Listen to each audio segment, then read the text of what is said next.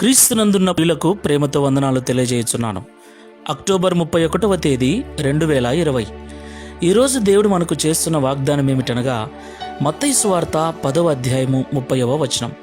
మీ తల వెంట్రుకలన్నీ లెక్కింపబడి ఉన్నవి గనుక మీరు భయపడకుడి. ఆమెన్. ప్రియులారా, క్రైస్తవుని యొక్క జీవితంలో భయాలు ఎక్కువే.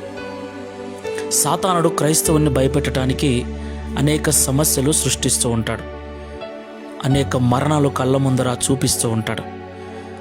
చుట్టూ జరుగుతున్న ఘోరాలు కావచ్చు, ప్రకృతిలో జరుగుతున్న మార్పులు కావచ్చు, కుటుంబంలోనూ వ్యక్తిగత జీవితంలో కలుగుతున్నటువంటి సమస్యలు, లోటుపాట్లు కావచ్చు, మనల్ని భయపెట్టడానికి జరుగుతున్నవే.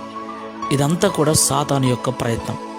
అయితే దేవుని పిల్లలమైన మనము ఒక విషయం గుర్తుపెట్టుకోవాలి. అదేమిటంటే, మన జీవితంలో దేవుని అనుమతి లేకుండా ఏది కూడా జరగదు. ఈరోజు కష్టపడుతున్నామంటే దేవుని అనుమతి, ఈరోజు రోగం వచ్చిందంటే దేవుని అనుమతి. సాతానుకు దేవుడు అనుమతిస్తేనే తన పిల్లల జీవితంలోకి వస్తాడు. యోబు జీవితంలోకి సాతానుడు వచ్చాడు అంటే దేవుని అనుమతితోనే వచ్చాడు. అలాగే దేవుడు కూడా ఎంతవరకు ఇవ్వాలో అంతవరకే వానికి అధికారం ఇస్తాడు. అందుకే ప్రభు అంటాడు, మీరు శోధించగలిగినంత కంటే మరీ ఎక్కువ శోధన మీకు కలిగించను. ఎంతవరకు మీరు భరించగలరో అంతే కష్టపెడతా. ఎంతవరకు మీరు ఓర్చుకోగలరో అన్ని బాధలే వస్తాయి మీకు.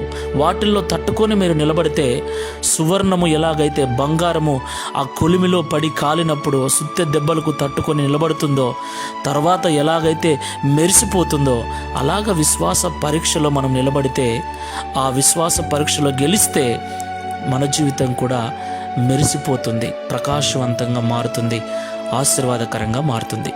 కాబట్టి నా ప్రియమైన సహోదరి సహోదరులారా, ఈ ఉదయకాల సమయంలో నీ పరిస్థితుల్లో ఎన్ని అనుభవిస్తున్నా, క్రైస్తవుడు అయినందుకు నువ్వు శ్రమను అనుభవిస్తున్నా భయపడకు. నీకేమి జరుగుతుందో, ఏమి జరగబోతుందో దేవునికి ముందే తెలుసు. దేవుని అనుమతితోనే వచ్చే కనుక ఓపికతో ఓర్చుకుందాం, తర్వాత రెండంతల ఆశీర్వాదాన్ని పొందుకుందాం.